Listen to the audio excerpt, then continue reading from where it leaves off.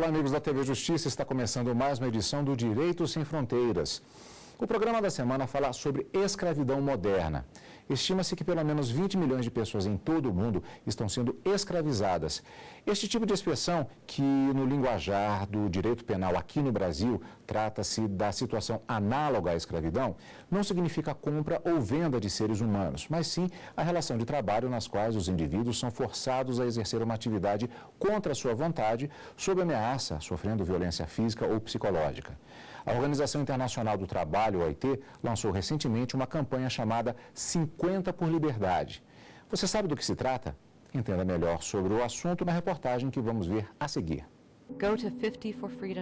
A intenção da campanha 50 por Liberdade é persuadir pelo menos 50 países a ratificarem o protocolo contra o trabalho forçado. Os atores Robin Wright e David Yellowbow, junto com o ator brasileiro Wagner Moura, participam de vídeos nos quais contam histórias reais vividas por pessoas da Europa Ocidental, África e Brasil, presas em situações de escravidão. Eu queria ter um pouquinho mais de tempo, mas eu tenho medo do meu patrão. Eu não posso largar o meu trabalho porque eles dizem que eu devo dinheiro pela comida, pelas ferramentas e pelas roupas que eu tive que comprar para poder trabalhar. E depois que eles descontam tudo, não sobra nada do meu salário. Segundo dados da Organização Internacional do Trabalho, OIT, as maiores vítimas da escravidão moderna são mulheres e meninas. Elas são exploradas com mais frequência em minas, campo, fábricas, lares ou na rua e geram, através desse trabalho forçado, lucros anuais superiores a 150 bilhões de dólares para aqueles que as exploram.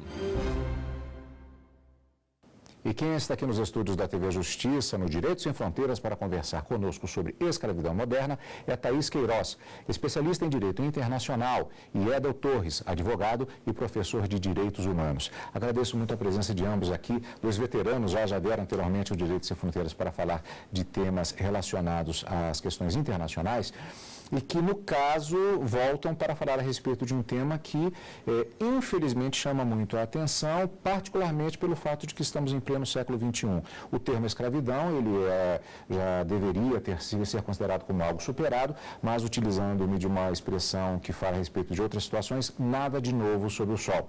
Então, na verdade, nós voltamos a falar disso, até uma questão que a legislação brasileira fala em situação análoga à escravidão. Mas, quando falamos hoje em dia, em termos mundiais, o termo escravidão, até por ser mais forte, de mais fácil compreensão, ele tem sido bastante utilizado. Insisto na questão que eu já coloquei, nada de novo sob o sol, e infelizmente localizamos isso até mesmo aqui perto, na capital federal, começando com uma abordagem relativa a Brasília especificamente. Apesar de estarmos no século XXI, a questão da escravidão, que é um tema milenar, e nós vimos hoje, nos dias de hoje, apesar de não haver a compra e venda de seres humanos, mas o que há de semelhança é a questão da ausência de liberdade. As pessoas perdem sua liberdade, elas não têm como expressar sua vontade e são vítimas da exploração. Eu gostaria de fazer uma pergunta também dentro desse aspecto, que é um livro que chamou bastante atenção, que é o livro Gomorra, do jornalista Roberto Saviano. Paga um preço até hoje, ele está em programa de proteção a testemunhas, por conta de ter se infiltrado na Camorra italiana, e ele dá uma série de descrições a respeito de situações que são relacionadas a isso. O livro é bastante chocante, mais até do que o filme posterior foi gerado a respeito, por este livro. Aquelas situações que são ali descritas, eu começo perguntando agora com a doutora, elas são verdadeiras então? Elas são verdadeiras. Tanto é que ele vive, sob proteção. A gente pode citar alguns exemplos que a gente tem em vida prática nas próprias redes sociais. Eu não vou citar nomes de grandes empresas, de grandes marcas. Quando a gente fala de grandes marcas de bolsas, existem bolsas falsificadas, que têm classificações. A, B, C, enfim. E as tops falsificadas são as do tipo A, Super A. E algumas vêm até com certificado, e você fica impressionado da forma que elas são falsificadas. Você chega a pegar a original e falar, eu não consigo ver a diferença. E alguns dos anúncios, eles dizem, olha, ela é feita na mesma fábrica, é feita com o mesmo material, e é por isso que ela tem a mesma qualidade. Mas a grande verdade é que muitas dessas bolsas, elas são feitas por escravos, mesmos escravos que, inclusive, fazem as bolsas originais. Então, na verdade, não é porque vem da mesma fábrica, é porque ela ela é fabricada pelo mesmo escravo que fabrica aquela outra bolsa. É uma terceirização, de empresas que o que fazem, na verdade, são as pessoas escravizadas. E é por isso que essas empresas, elas faturam tanto, porque, na verdade, a mão de obra é tão barata, ou, na verdade, ela não tem preço nenhum, que elas faturam muito alto em cima desse produto e o coitado do trabalhador não recebe nada. Essa situação que nós vimos ali, que foi descrita nessa campanha que está sendo realizada, naquela definição que vimos já com o ator Wagner Moura, incorporando um trabalhador nessa situação, não são pessoas vendidas, como o doutor bem disse, mas são pessoas que são vítimas de tráfico, muitas vezes porque são levadas, assim como aquelas, naquela mesma situação de prostituição, de tráfico de mulheres, a determinados locais, na esperança de trabalhar e, na verdade, elas são escravizadas. É essa a situação que tem se desenhado? Existe um panorama que é mais ou menos idêntico em vários casos. As vítimas do trabalho forçado geralmente acreditam em falsas promessas de que vão obter melhores condições de vida, melhores salários e assim por diante. Elas acabam contraindo altas dívidas e essas dívidas são ilegais, elas são injustas e elas demoram muito ou nunca conseguem pagar essas dívidas. E nesse esquema, nesse ciclo vicioso, elas vão ser mantidas sob forma de ameaça ou outras maneiras de intimidação. É o que mantém esse grande mercado funcionando, é o medo dessas vítimas e também as dívidas contraídas. Nós sabemos que os números que são levantados em estimativas pela Organização das Nações Unidas mostram que muitas pessoas, inclusive nessas vítimas, são mantidas sob também trabalhos sexuais. Infelizmente, essa descrição, ela me dá um certo ar de déjà vu, ou seja, parece que nós já ouvimos falar disso antes.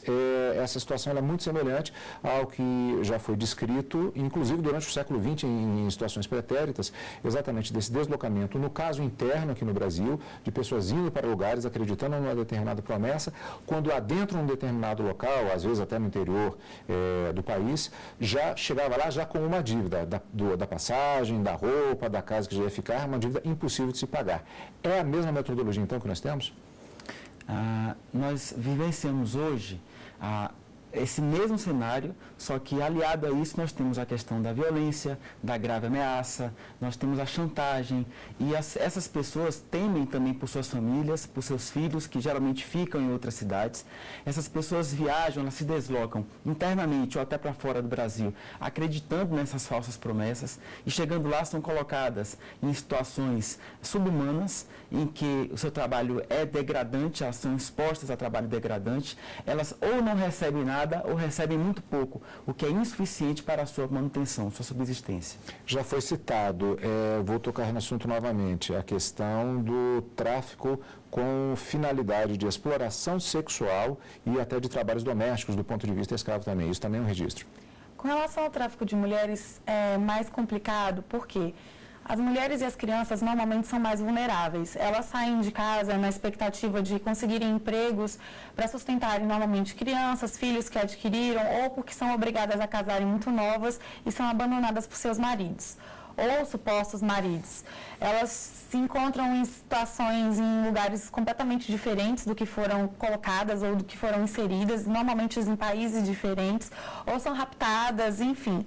Em locais como Filipinas, Rússia, Tailândia, Indonésia, onde normalmente elas são inseridas e são obrigadas a ficarem em locais muito hostis e muitas vezes são jogadas e obrigadas a se relacionarem com 30 homens no mesmo dia e quando não conseguem fugir, ficam ali até perecerem, né? Muitas vezes elas chegam a não conseguir, né, sobreviver.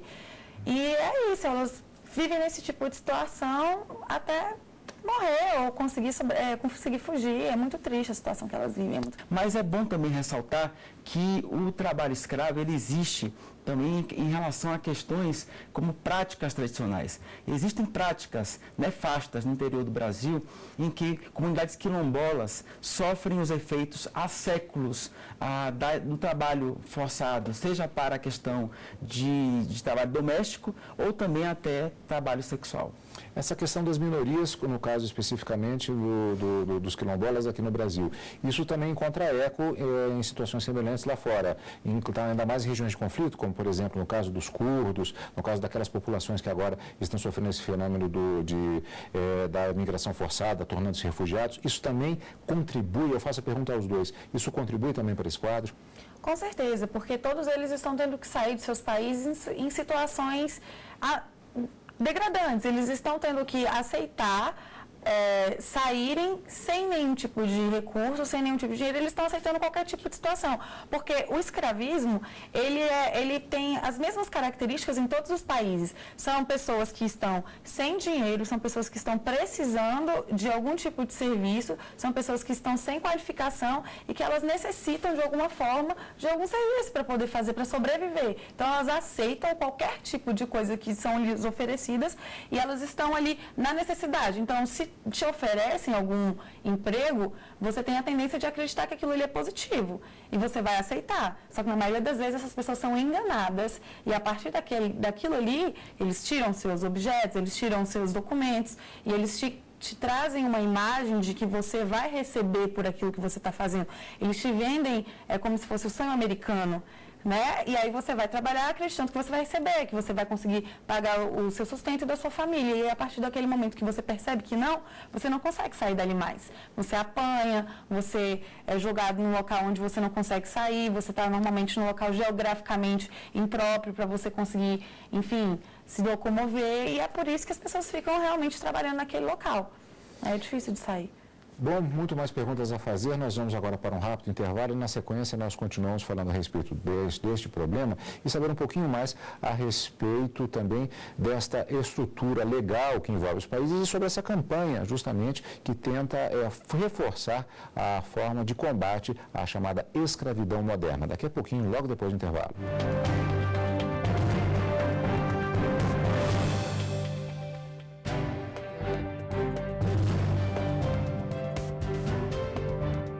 O Direito Sem Fronteiras está de volta com a nossa conversa da semana sobre escravidão moderna. Eu gostaria de perguntar agora, começar nesse segundo bloco, falando a respeito dessa campanha que nós vimos na abertura do programa de hoje, que é justamente na previsão de que 50 países se tornem signatários de um sistema, de um acordo, justamente para o combate à escravidão moderna. Não é um pouco surpreendente até de que ainda seja necessária a adesão de 50 países para se combater esse triste fenômeno? Os sistemas atuais, aparentemente, então, eles são falhos em relação ao combate a essa situação. Apesar de estarmos desse problema ser um crime que permeia a agenda global, vários estados ainda não ratificaram e se empenharam na questão do combate, na prevenção também, na reabilitação dessas vítimas. Campanhas como essa, também como existem em outras áreas, como tráfico de pessoas, campanhas como essa servem para sensibilizar os estados, a fim de que eles venham a aderir a esses protocolos internacionais, a fim de que suas legislações internas se preparem, né, estejam adequadas para o combate efetivo a essas práticas. É bom salientar que o trabalho escravo existe no mundo inteiro. E isso independe de países ricos ou países pobres. As estatísticas mostram que os países ricos, desenvolvidos, eles lucram muito com o trabalho escravo, enquanto que as vítimas são geralmente encontradas em países ou regiões de maior vulnerabilidade social. Significa que falta vontade política, então, em relação a essa legislação? Falta muita vontade política. Nós podemos dar os exemplos, por exemplo, dos países asiáticos, a China. A China é um país que ele não tem a ratificação desse tipo de programa, esse tipo de tratado. O que a gente pode dizer é que ela está em crescimento, ela está... A OIT já tem agora um escritório lá, o que antes era uma coisa impossível. Então, ela vem se desenvolvendo, ela vem trazendo e acompanhando um crescimento e tem se sensibilizado mais aos direitos humanos, mas é um dos grandes exemplos do porquê que muitos asiáticos hoje são encontrados em estados de escravismo moderno. Por conta disso, porque não se sensibiliza, o próprio governo não se sensibiliza com a mudança desse Estado. Então, é muito comum você encontrar hoje grandes multinacionais passando por esse tipo de escândalos, né? Porque são utilizadas aí escravos bolivianos, asiáticos, e aqui é fora. Então... E nesse sentido é importante, a partir das condenações, que a população tenha conhecimento dessas práticas e não ajudem a alimentar esse comércio que é, na verdade, baseado numa série de violações de direitos humanos. Inclusive, reforçando, primeiramente, uma questão, que é justamente a questão da região asiática, eu tenho um dado aqui que diz que o maior número de trabalhadores forçados, segundo a OIT, está na Ásia e na região do Pacífico, com 11 milhões e 700 mil pessoas nessas condições. Então, é um dado que está sendo pesquisado, confirmando, inclusive, reforçando mais justamente essa declaração. E esse ponto também que é colocado pelo doutor, que é com relação a campanhas que têm sido feitas até por organizações não governamentais, no sentido de identificar empresas multinacionais que tenham ligação com esse tipo de prática e se boicotar os produtos destas empresas. Essa prática, esse tipo de argumento, ele tem sido eficaz também nesse processo de combate à escravidão moderna? O Brasil, ele não tem acordo bilateral com países para poder... Porque é o seguinte, quando você vai fazer uma compra entre países, você pode, quando descobre que aquele produto vem de mão de obra escrava, sancionar ou proibir ou coibir ou criar meios de fazer com que o país gere algum tipo de sanção para aquele país criar mecanismos de modificar aquela forma daquele produto ser vendido. Olha, não aceito que esse produto seja vendido dessa maneira. Modifique essa forma, modifique a forma que esse trabalhador vem sendo pago, enfim. Ou não pago. Ou não pago. O fato é que o Brasil, ele não se manifesta.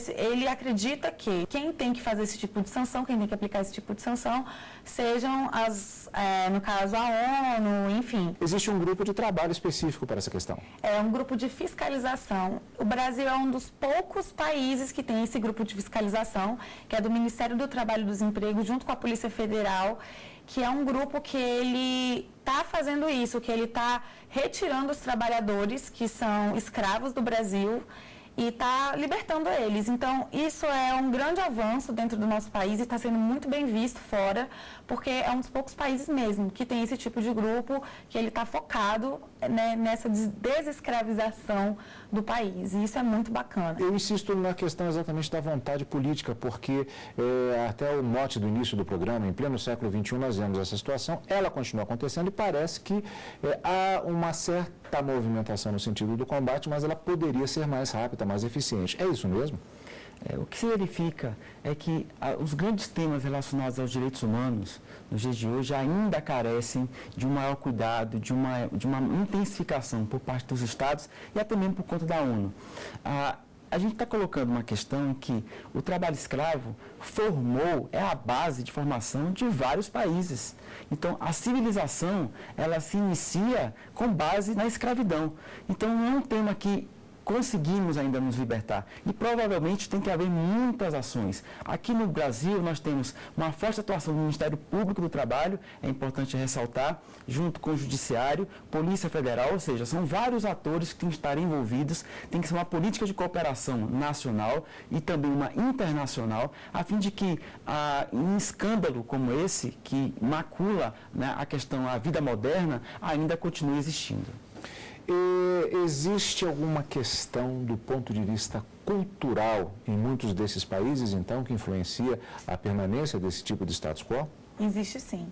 Muitos países acreditam que por exemplo, vou dar o exemplo do matrimônio. Existem países que acreditam que a mulher, em determinada idade, ela é obrigada a se casar. Então, eles casam a criança, eles acreditam que determinada pessoa, por ter nascido de determinada forma, de determinado jeito, é obrigada a ter determinadas formas, ou muitas crianças são obrigadas a trabalhar em mineradoras.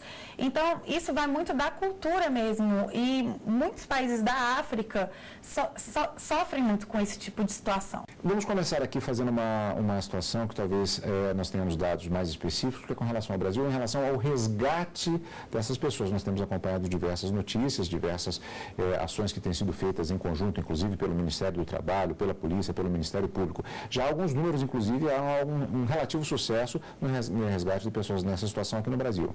Sim, porque nós verificamos que existem trabalhos de mulheres grávidas, inclusive, crianças, existe um forte trabalho infantil ainda, e infelizmente no Brasil. Essas pessoas, assim que resgatadas, existe também uma preocupação grande do Estado brasileiro, que é no sentido de realizar ou de oferecer políticas públicas a fim de que essas pessoas não retornem para o trabalho escravo. Porque esse é um ciclo em que as pessoas, como não têm emprego, não têm acesso a políticas de educação, saúde, moradia, elas acabam sendo alvos fáceis para o retorno ao trabalho escravo, ou nos mesmos lugares, ou em outros lugares, em outras atividades.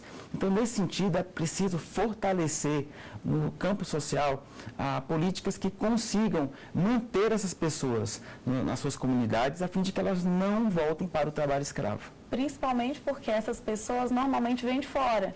Então, é preciso que o governo consiga trazer elas para dentro de uma legalidade, seja no campo migratório, seja na questão da documentação, porque o grande problema é esse. Muitas vezes essas pessoas não conseguem um emprego aqui porque elas sequer têm documento para estarem aqui. Então, é uma grande reincidência até por conta disso. Então, é necessário que o governo crie mecanismo de fazer com que essa pessoa consiga um trabalho legal dentro do nosso território. No caso dos países estrangeiros, onde acontece também, inclusive vimos aqui da região do Pacífico, e também foi citada a coisa também, os números eles são um pouco complicados do ponto de vista da quantidade de pessoas que são resgatadas, mas existe alguma situação nesse sentido? Não, sim. No mundo todo, muitos escravos estão sendo resgatados, né? Eu não posso dizer com precisão, porque cada país tem a sua parcela de implementação. Vamos supor, na África existem alguns países que eles investem mais e outros que investem menos dentro de cada. No Brasil, por exemplo, no Brasil a gente tem investido bastante nesses resgates. Então, a gente tem conseguido resgatar bastante gente. E aí, o que se faz com essas pessoas que foram resgatadas? Necessita-se de ter algum tipo de complemento do governo para que se faça alguma coisa com essas pessoas, porque está aumentando o número de pessoas que está vindo para o Brasil em busca de trabalhos, como é que fala? Bolivianos, asiáticos estão chegando em busca de empregos. A gente precisa de criar medidas de que eles venham para cá de alguma forma e se legalizem, porque senão eles vão ser medidas fáceis para serem escravizados de novo, porque de alguma forma eles vão precisar de emprego e eles vão serem escravizados. Porque não tem outra forma de arrumar. Vamos falar especificamente no caso da experiência brasileira, que envolve tanto os estrangeiros como também o caso das próprias migrações internas que nós temos aqui e de pessoas da própria região também. A questão da reabilitação. Existe um trabalho nesse sentido feito aqui? Existem grupos de apoio, inclusive pela sociedade civil organizada. Nós temos igrejas, nós temos universidades, nós temos núcleos que recepcionam essas pessoas e, em relação a estrangeiros, fornecem cursos de línguas, providenciam algum tipo de trabalho legal para essas pessoas. Em relação a crianças, encaminham para escolas. Em relação a pessoas que são resgatadas doentes, encaminham ao serviço de saúde. Mas é importante destacar que são práticas incipientes. É preciso que haja um fortalecimento na atuação dessas ações, no sentido de que realmente o trabalho escravo seja algo combatido eficazmente no Brasil e não seja algo que a gente encontre facilmente como tem acontecido. Bom, felizmente o nosso tempo está esgotado. Como dissemos, é uma situação que ela ainda infelizmente vai render muitos programas, muitos debates a respeito do tema. O mais importante é justamente a implementação dos processos de combate a essa situação que infelizmente já perdura no século XXI. Muito obrigado pela participação de ambos aqui no nosso programa Direitos Sem Fronteiras de hoje, que vai ficando por aqui. Nós conversamos sobre a escravidão moderna e quem nos ajudou a discutir o tema foi Thaís Queiroz, especialista em Direito Internacional, e Edel Torres, advogado e professor de Direitos Humanos. Você, amigo da TV Justiça, envie a sua sugestão para o e-mail direitossemfronteiras@stf.jus.br e você também pode rever esta e outras entrevistas do site. Basta acessar tvjustiça.jus.br. Tchau, até semana que vem.